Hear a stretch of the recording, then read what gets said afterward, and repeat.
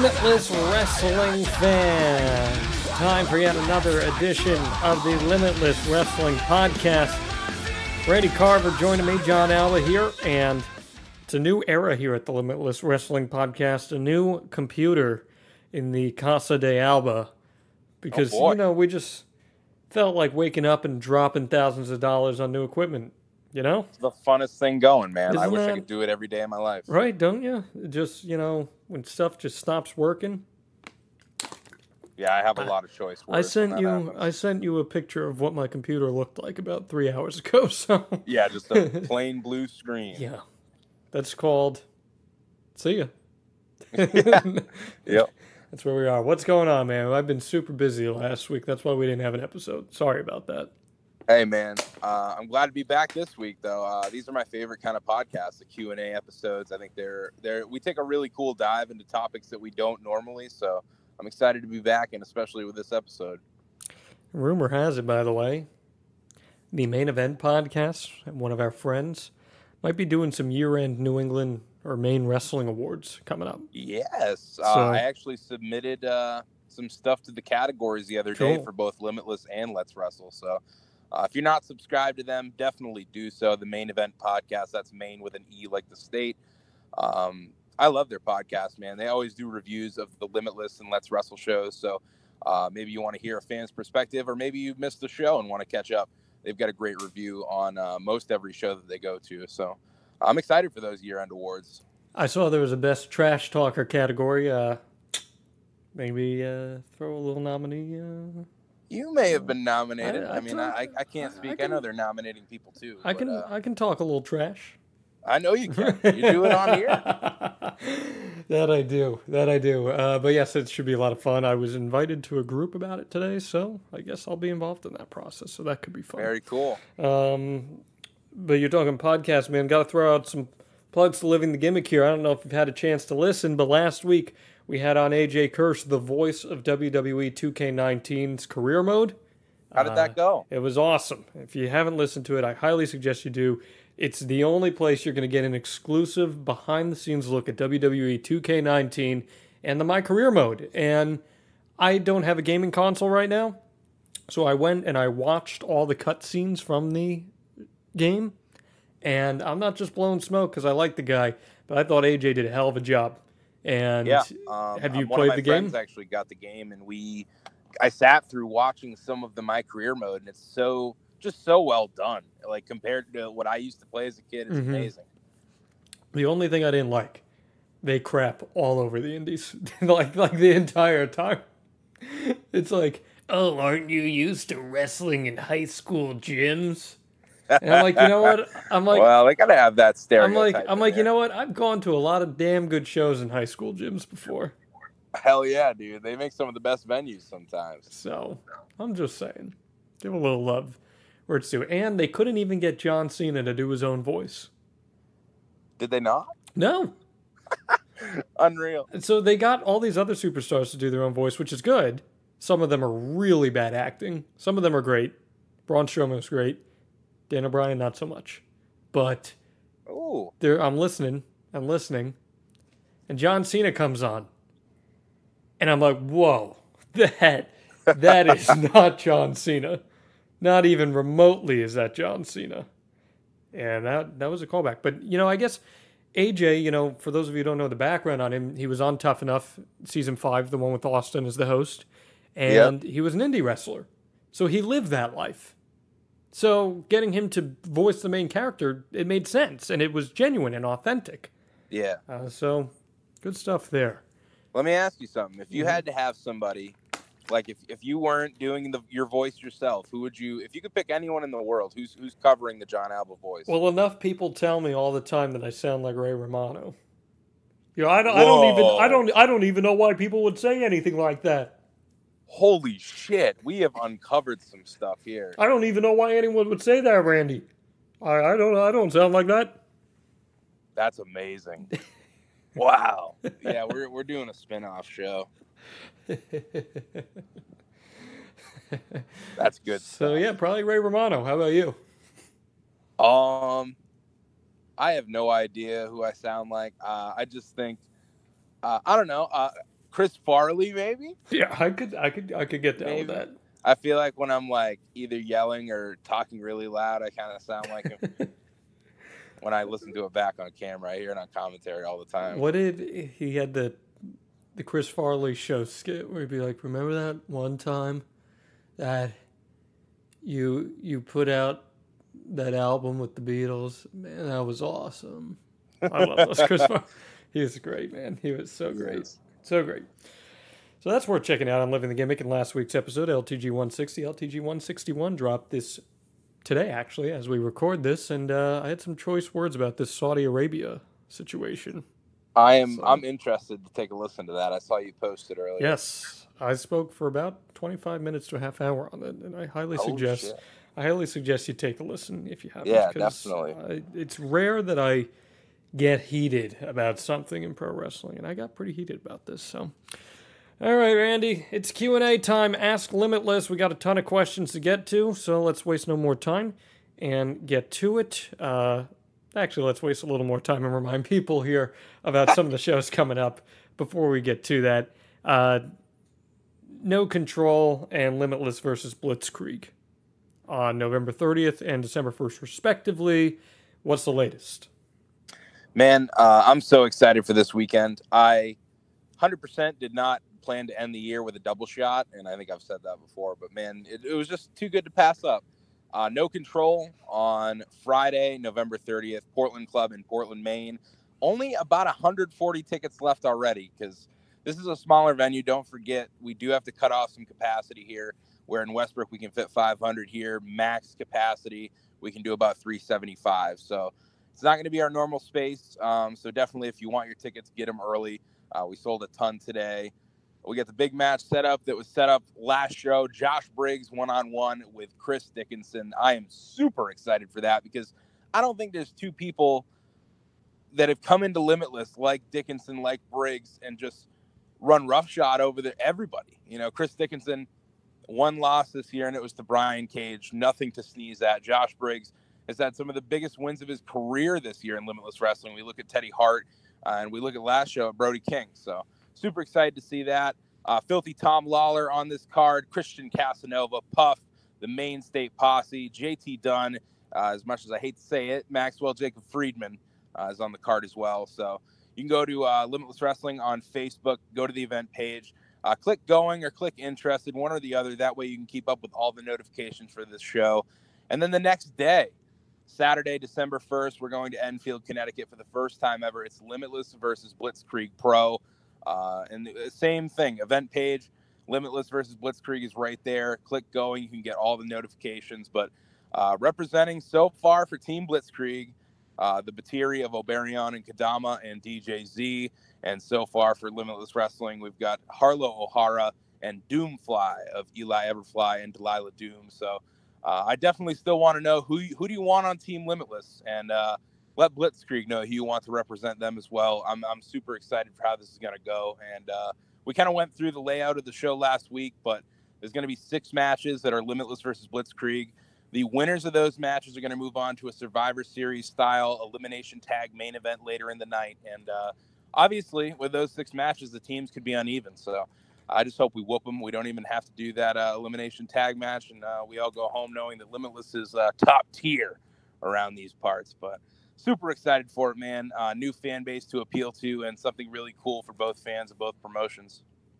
No doubt about that. It is very exciting, and that will be a very unique show because there's never been one like it. So we will see. I've been wanting to do one of these, man, and I think a lot of people, they've pitched it for different companies, whether it be Blitz or Chaotic or Beyond. So I'm really happy that we're kind of being able to dive in here at the end of the year and do something cool like this. You mentioned Harlow, and maybe I would be better doing due diligence if I had researched this prior, but I saw her name on, I guess there's a really big indie show going on of just all women's wrestling the same weekend of Evolution, right in New York. Yeah, and you know who that is? I just saw a poster of it. I didn't see who the promotion was. I didn't see. No, it's WWR, Women's Wrestling Revolution. So that's a big. I mean, it's pretty much anyone who's not with WWE is on this show. I think this is the biggest card that WWR has ever put out. And I've been like, it's been pretty cool to watch them. And they've only been around a couple years. So they're doing this super show. Seeing Harlow on this, I was like, okay, I see ya. I see you, girl. It's pretty dope. I'm happy for her, man. Like, I really, truly believe that next year, if not by the end of this year, next year she's going to be nationally known. I would very much agree with that. I think she's going to be a star. She was awesome. How'd Let's Wrestle go? Dude, super fun. I think because, this was the third volume of Let's Wrestle. And one of the big differences from having it be a Limitless show is a Limitless show, like, to me, there's like 100 times more pressure and there's 100 more moving parts because there's so much that goes on that, I don't know. It's just crazy. We've talked about it before. There's travel, there's vendors, there's, different people you have to keep happy, make sure everyone's good. These shows are such a breeze, and especially because it's not just me, it's myself and MSP kind of making this all work. So it's a lot less stressful. We're able to, we laid out the show, I think, very well, and we had 6 matches. So it's definitely a detour from what normal Limitless shows are, but just bell to bell, first match to 6th match. I think, the flow of the show was awesome. The match is all delivered, and I'm super excited for January now. Yeah. Tell us a little bit about that January show. Yeah. So pretty big announcement at Volume 3, January 19th as a Saturday night in Orono. That's our return for Volume 4 of Let's Wrestle. Entitled Let's Rumble, because the main event's going to be a 30-man over-the-top rope rumble with the winner coming out being the first ever Let's Wrestle champ. I pitch an idea on the podcast, and here it is, happening in real life. I'm basically booking this thing. So you're doing a rumble, and you're going to have a champion here. So many people complain about Limitless not having a title. Here you go, folks. Let's wrestle. I think, like, one of the things, and I was talking to MSP about this, is it makes a lot of sense to have a title here because that's a, totally distinguishable way to tell who is the top dog in Let's Wrestle. And usually that will mean that Let's Wrestle champion is probably ready for the Limitless Wrestling shows. So that's probably the next step with that championship. And, who knows? Maybe we'll see some Let's Wrestle title matches on Limitless Wrestling shows moving forward. Who knows? Now that would be pretty sweet. Okay, let's get to it. Here's some questions. All you have to do is ask Limitless, and we will start with this one from Chad. Thoughts on offering a season pass like AAW in Progress? So I have thought a lot about this, but the big problem is I truly don't know how many events we're going to run. Some promotions, they got their shit together and they say usually around this time, they'll sit down and look at the next year and say, all right, let's plan out our 12 dates for each month for the rest of the year. And they set those dates and they set them up with the venues, and then they go to the talent from there. I don't think that's possible for me to run the best show possible, because I can say I'm sitting here in October and I can look at, next May, next June, and say, all right, I want to run June 26th. And I can write that down, say, all right, cool. And, I go to book my core guys and you'll probably get them. But we look down the line, some of these guys who are on our core roster do have contracts or do have, bigger obligations that they have to do. So those can pop up for anyone. So then, let's say half of those guys go. And then now I'm even closer to the show. And now I don't have anybody booked for, bigger names. It just, to me, I don't think it works best for us to put on the best shows possible. So it also doesn't work with our venues. That's another thing. I can usually only book those like 3 or 4 months in advance, which is what I try to do. That was going to be my follow-up. Rick wants to know, I love the current venues, but are ticket sales awesome enough that they are being outgrown? I would like to say yes, because if we're not, we're just about selling out every time we run Westbrook. Portland is a given at this point that it's going to be near or already sold out before we get there. But I just don't know for sure. Like, I love the Westbrook Armory. I think it's a perfect venue for what we do. It's a perfect professional wrestling venue. It would be but perfect if it had some bigger fans or air conditioning. Other than that, yes. I agree. Yeah, I agree. It's not perfect all the way around, but it's very easy when it comes to a professional wrestling venue. And we kind of have a real good setup there. But I'm always looking for different venues. the problem is there's just not a ton around the Portland Westbrook area that makes sense for us financially and has enough space. Ideally, right now, if I were to pick out a venue, like any venue, I'd look at a venue that was around 600 person capacity, because I think we're in that range of like 450 to 550 right now. I definitely think that we can do 600 every time. But would a big high school gym work in that sense, or is it because the hours you need it for longer and that wouldn't work maybe? Those are tough because and this could be just the schools that they were working with at the time, but working with smaller promotions when I was younger, I just see these shows get booked at high school gyms, and then something can pop up 2 weeks out where the fucking the band practice has to be moved inside because it's raining or something. Just a bunch of shit can pop up because you can't really sign a contract with a high school functioning gym and say, hey, we're definitely using this Saturday all day. You can't fucking change us. It's tough to have that happen and work, because I've seen that go the wrong way. But I'm open to anything really. If it fits what we need to do well and fits enough people in there, I'm open to it.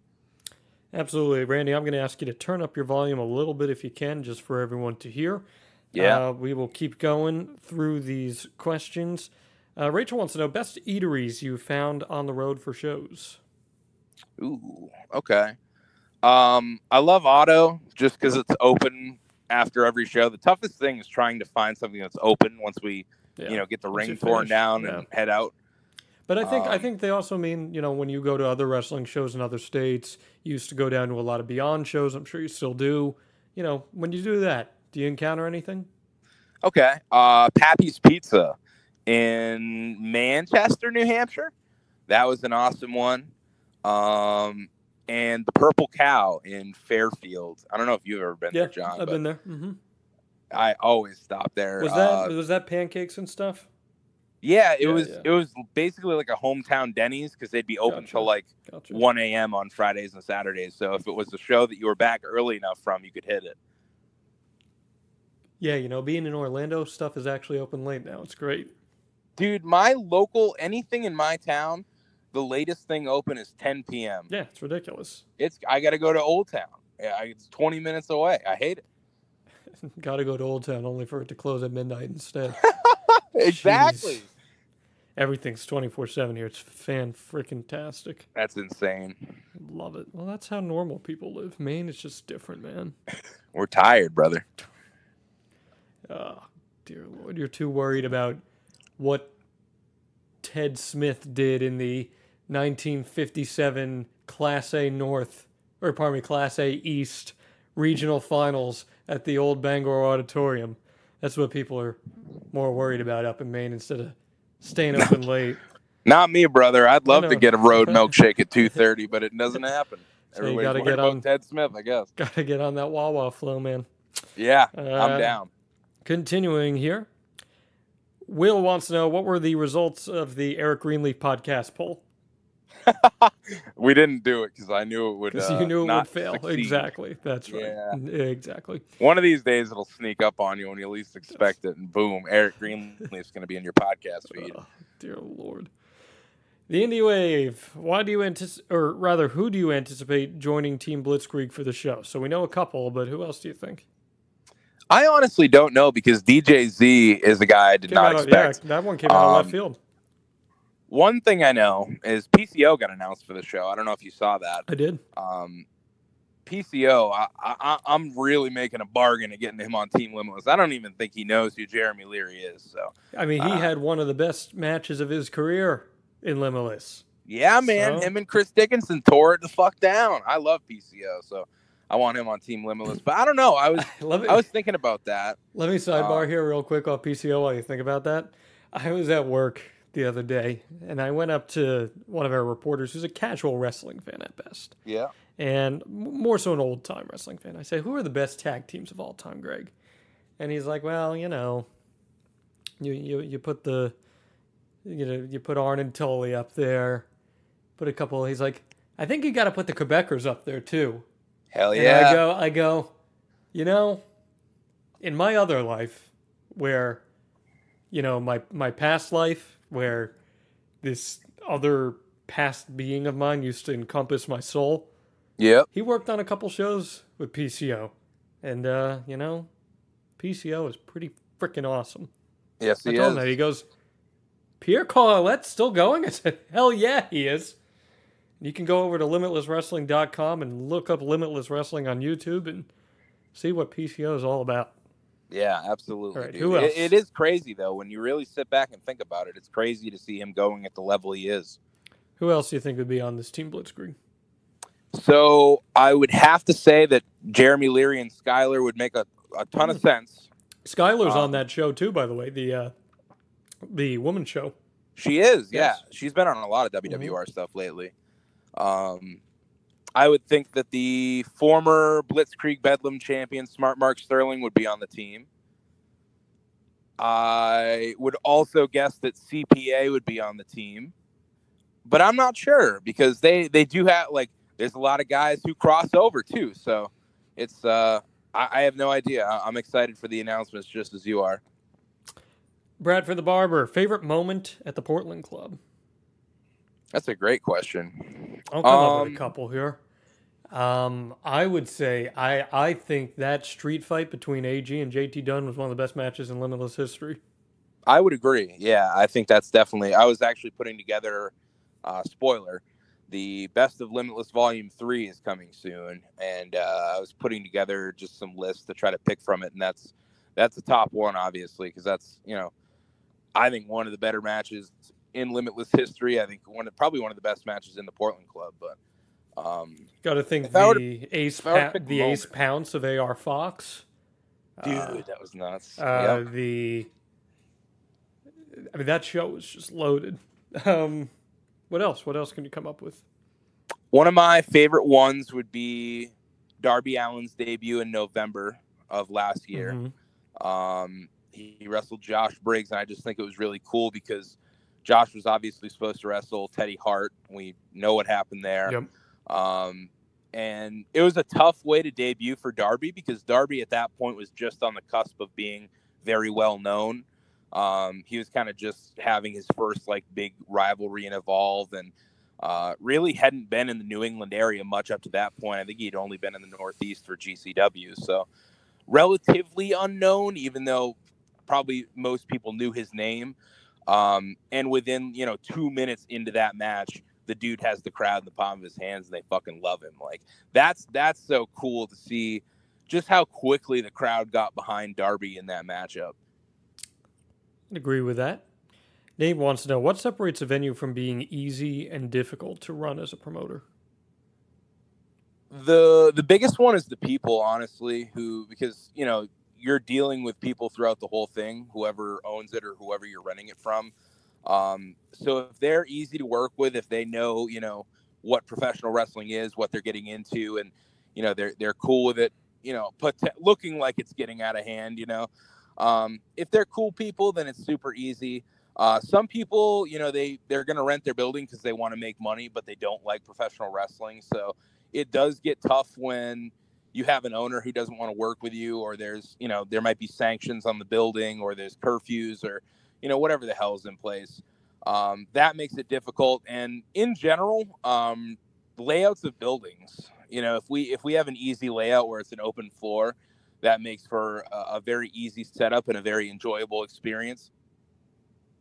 With the Portland Club, for instance, we do have some limitations because it's a lower ceiling. There's the beams, there's the chandeliers, but if we have enough ceiling height and if we have enough floor space, we can really make anything work. Yeah, absolutely. And as we saw with the Portland Club at that show back in, what was that, in April? May was at Westbrook. No. I got corrections on this. It was May 11th. Feed the Need. But March? Oh, it was. Okay, it wasn't at the. Gotcha. Okay, so it was May. Eli Everfly hitting the chandelier. Yeah, that was something, man. I don't think to mention that in the meeting, and I know I didn't that day, so I ran back there and was like, "Hey guys, just don't forget to look out for that chandelier too," and then ran back. You know what? I don't remember it being worded like that. I wasn't mad. I was kind of laughing. Yeah. I couldn't be mad. I didn't say anything. No. But it was more nervousness. that wasn't the terminology you will use. But since I was waiting for someone at the venue to come up to me and say, "Get the fuck out of here." Since I don't cuss on this show, I'll let you imagine what Randy actually said. But yeah, you want to talk about unique backstage areas? Portland Club is about as unique as it gets. It looks like a mansion. I don't know. It looks like a room in the White House. Yeah. You've got people like stretching out on like a piano seat. Yeah. It's wild. Literally people setting up merch on the piano in the room. It's wild. Yeah. But hey, that's kind of some of the charm of independent wrestling too. It is. Mikey wants to know, any international talent coming in the next few months? Nothing planned. I'm trying to think if anybody is international. I don't think so. I kind of forget he's international, but I've reached out to Ethan Page for a bunch of dates. But who, by the way, did you watch any of Bound for Glory? Yeah, he's in Impact Wrestling. He had a freaking killer match to start that pay-per-view off. Dude, I'm so happy he's back there. I'm excited to watch that match because I have heard it's a banger. Yeah, Rich Swann, Willie Mack, and Matt Sydal tore the house down. Yeah, but nothing off the top of my head. I have reached out to some international talent about January, but nothing confirmed yet. But you guys will be the first to know. And they will. Just so we make sure people are still listening, want to give us a sale of the week here?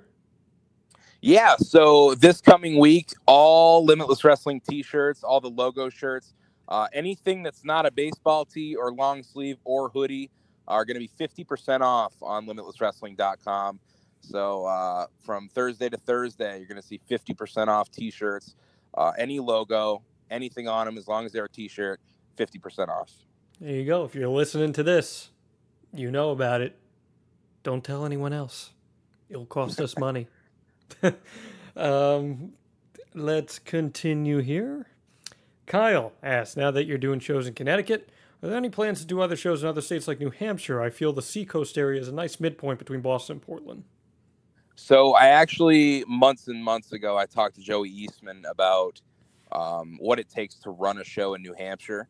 And New Hampshire actually has a somewhat strict athletic commission, not like super strict like we've heard of the New York, New Jersey area, but strict enough so it's a hassle. But we have looked into New Hampshire a couple times. I do think it would be a cool midpoint, but I don't have anything in the works right now, possibly next year, but nothing soon. Jared asks, can we get a wild stipulation at No Control, something never done before? I would say there's always potential for that to happen, but as I always say with any stipulation matches, the circumstance has to be right for it to go down. I think the one at the Vacation Land Cup, the Emmy Leaves Town, had to be a first time ever, right? I cannot think of another situation where there would have been an Emmy Leaves Town match. Yeah. So there you go, Limitless Wrestling doing something wild. Yeah, we're fresh, brother. You already got it there. Clara, weirdest people you've almost booked for Limitless or Let's Wrestle? I saw that one come in. That's a great question. I don't know what defines weirdest, because there are weird people in pro wrestling, and then there's like, oh, I didn't expect that person. So, yeah, I won't even get into the weird people in pro wrestling. Because there's plenty of those. I looked into Trevor Murdoch very heavily. I know you love Trevor Murdoch. I fucking love Trevor Murdoch. It's no secret. I think Trevor Murdoch is a fantastic hand, as they call them in the ring. He would fit very well in Maine. He would. That's the thing. That's a huge point of all this, because I've told MSP this and they've shot me some looks, but man, Trevor Murdoch appeals to the central northern Maine audience. I know, because I live here. He'd be amazing for Let's Wrestle in that case. But I always thought, like, I know Trevor's not wrestling now. I did find that out. But I just thought he reminded me so much of like an 80s Hoss that would, go to Japan and dominate and then come back and be a god. I thought that was always Trevor Murdoch, because he was just, I don't know. I so enjoyed him teaming with Lance Cade, but I really enjoyed anything he did because he was just a throwback bruiser. Kind of like the Revival. Yeah, I would definitely liken him and Cade to the Revival. I'm trying to think of anybody else weird. Tatanka, I looked into a couple times. Yes, we've spoken about that before on here too. That's I'm trying to think if there's anybody else weird. Nothing off the top of my head. The Godfather. I almost booked The Godfather. Yeah, wait, we've never talked about that one before. No, we haven't. I looked into him.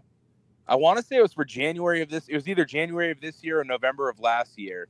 I looked into it for some kind of really weird spot idea. I don't even remember what it was, but I did look into getting him for it, and he already had a booking for an appearance, so it wasn't possible. Here's a funny story for those of you listening. This is a 100% true story. Randy can absolutely attest to this. Okay. After the summer 2017 Raw house show that was at the Cross Center, I was downtown, and I was at a bar, and alone in a corner sat Enzo Amore. And he was alone. So I was like, hey, man, like, how you doing? Like, all this stuff. And he and I got to talking, and the way the conversation went was pretty much exactly how you think it went. And I texted Randy after, and I said, I think I just, like, had drinks with Enzo Amore. And you were like, oh, how was he? And I said verbatim, I'll put it this way. You'll probably be able to book him on a Limitless show next year if you want to. And, yeah, that's legitimate. And lo and behold, you could if you wanted to, Randy. Yeah, that was correct. Pretty good. Something in, to quote Mean Girls, it's like I have ESPN or something. I wasn't wrong about that, but I don't think he'll be taking any bookings anytime soon. Yeah, I just think he's doing appearances. I don't think he's wrestling at all. No, he is not. All right, let's continue here. From Jim, what's the one thing you would change about independent wrestling? That's a great question. I would say, and it's really nothing to do with, good independent wrestling, but I would change how it's viewed. Because I think a lot of people, and, I would say a good majority of people who, I've gone to myself about running shows at their venue or, getting sponsors or stuff like that, is independent wrestling isn't really viewed in a great light. Wrestling in general, even though, we're progressing every day, but it's not really viewed in a great light because there are a ton of, shitty promotions or shitty promoters, I should say, who don't do it right, and they don't do the work right, and they don't do really any of it right, and they burn people and they burn workers, and it gets a bad taste in people's mouth when they go to a bad show that's poorly put on. I'll give you one, and some circumstances are always out of your control, but I would like to see promoters keeping promises, not just to fans but to wrestlers too. Now, when you're promoting a show, card is always subject to change, and when you buy a ticket for a show, you have to understand that because factors change. Things happen, as we've talked about many a times on this podcast. What you do well is you rectify it. If someone drops out, you find an equally as good or even better sometimes replacement. And a lot of times promoters don't do that. Or they promise one thing, like, for example, the show that I talked about on this podcast right before I left Maine, where they promised all these appearances and these people and delivered a pro wrestling show that was an hour and 10 minutes long. Yeah. That happens all the time, though, man. And yeah, that's one thing I'd change. I would change that, too, because, for all the good wrestling that there's a lot of shit. And that's what people, and I will say, that's what people like me have to try to rectify because, especially in Maine, man, there's been so many promoters who just don't care. And they'll wreck a venue because they know they're never going to come back. They got cash in their pocket. They're just going.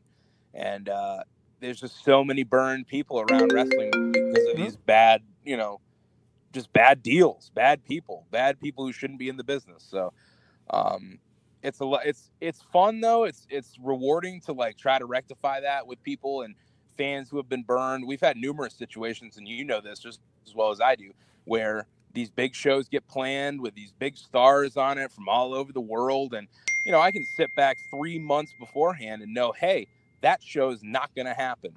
And, we've had multiple times where we've offered, to rectify people who have purchased tickets and they didn't get their refunds. I've let them into shows for free just to try to keep them being a fan of independent wrestling. So I would change all the shit that comes with this business, to put it bluntly. If you heard those noises, folks, that's John's new computer trying to get adjusted to. Yeah, trying to interrupt me the whole time. Yeah, Fuck that thing, man. Yeah. Sorry about that. If that happens a couple other times, it'll be fixed next week. I promise you on that. Continuing here, let's see. Stan wants to know, who are you sending to Enfield, Connecticut for Limitless versus Blitzkrieg? Well, that would ruin some of the fun.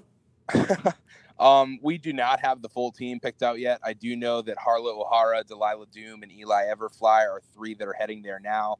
Top Shelf Troy is also going to be in the house under the Limitless Wrestling banner. So there's 4 right now. But we have a lot more to go. I haven't confirmed everybody yet, but we have a lot more on Team Limitless. Lee asked, can we see another Portland street fight on 11:30?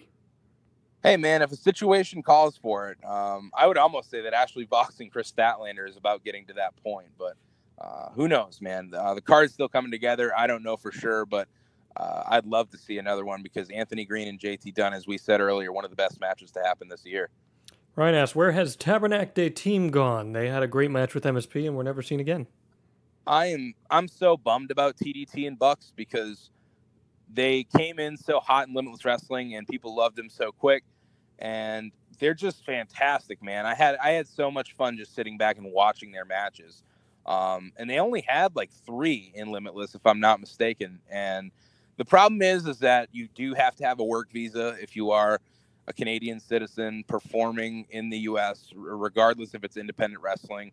And they're at that point now where they either have to get a work visa to come in or they cannot come in to perform. So it's very tough, as an independent wrestler to get a work visa because they're not cheap, unfortunately. That is very true. Greg says, with Let's Wrestle now taking over your focus in Central Maine, does this mean Limitless will not be traveling up there? Not necessarily, but I would say not soon because I think we've got it on lock right now with Let's Wrestle. But I have thrown around an idea, seeing how much hype is going into this Limitless and Blitz show, maybe doing a best of Limitless versus best of Let's Wrestle show in Central Maine sometime. I think that'd be fun. Could be interesting. Yeah. Nathan asks, how do we get some of our boys on the War of the Worlds card? Let them know, man. Let Ring of Honor know who you like and where you saw them. And have they announced anything for that show? What's that? Have they announced anything for that show? Yeah, they have. They did the Ring of Honor roster announcements when they first dropped the show, and they've been slowly adding the New Japan ones as well. I saw Juice Robinson today, and I think Naito's on it. But are you going to that show? Yet. Are you going to that show? I may attend, but I may be handing out some flyers to another show outside, but who knows? The Limitless Invasion? No Limitless Invasion, no. Gotcha. Sure. That's what you say. Kyle says, any chance we get more extreme matches in the future, or do they prove to be too extreme for the venues? I definitely I think this goes back to what I've been saying earlier, if the circumstance calls for it, because I haven't really shied away from doing them before. We've had a couple fans bring the weapons matches, and obviously one of them got quite out of hand, but I think we'd be a lot better prepared now if we do, any kind of violent matches. But I always say the same thing. If the circumstance calls for it, if there's, people who need to hash it out in a violent environment or an unsanctioned environment, I'm not going to say no. It's just gotta, circumstance has to call for that. I would agree. Patrick, great question here. Will we see another John Alba trading card in Series 2? When will trading cards be back at the merch table? I think there's a pretty good chance you could see another John Alba card. But we do have another shipment of Series 1 that's going to arrive. It was supposed to arrive at the beginning of October. Obviously, it did not. So it should be any time within the next couple weeks, and they will be available online. I probably don't expect them to make it to November 30th. So if we do sell out of those, I will get a restock for November 30th. And kicking off the new year in 2018 will be Series 2.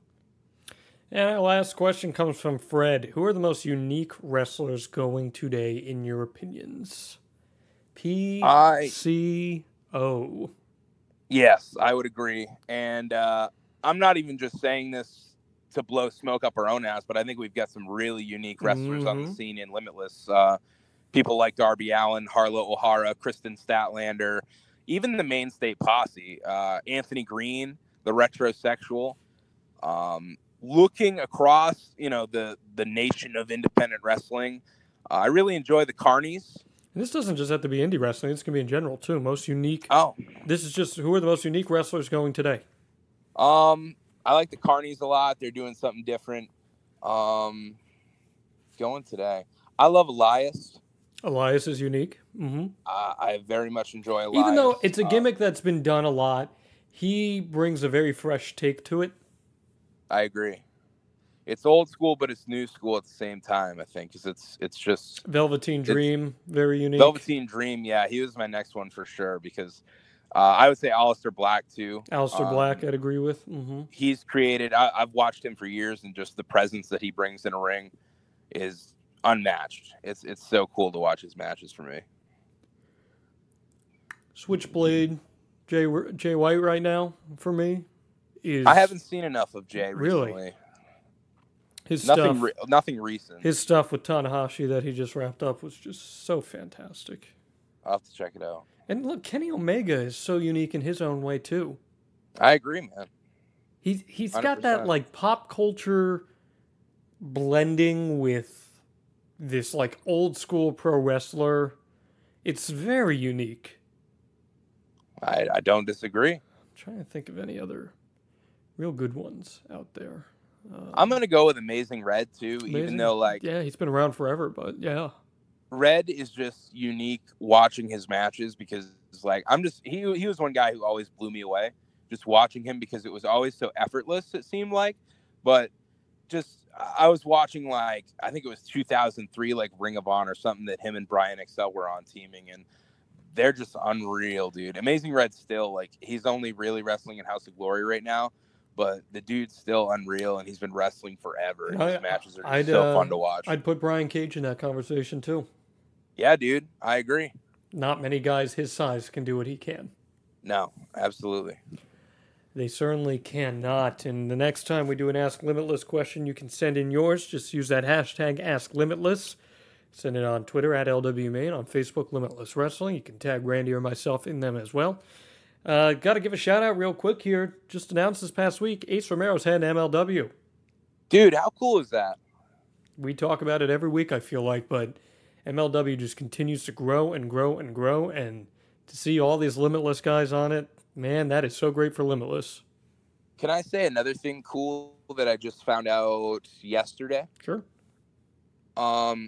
So I was chatting with Drew Cordero, and big congratulations to Beyond Wrestling. They hit 1 million 1 million subscribers the other day on youtube.com/Beyond Wrestling. And that's amazing for an independent wrestling company to have that many subscribers on YouTube. But there was a database that came out from a couple different websites that was sent to me, and it's total subscriber lists for wrestling channels.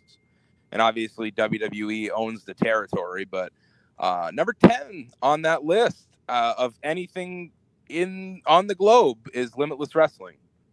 So that was pretty insane to see in 3 years how much ground we've made. So let me just dissect that again. So say that again. So Limitless is 10th in New England. Is that what it was? Or no, it's the world, brother. Limitless is 10th in the world per this database. Yes, for YouTube subscribers. For YouTube subscribers, that is awesome. I couldn't believe it, man. It's pretty crazy. That is so fantastic. Got to give a shout out to all the Limitless Wrestling fans for that one.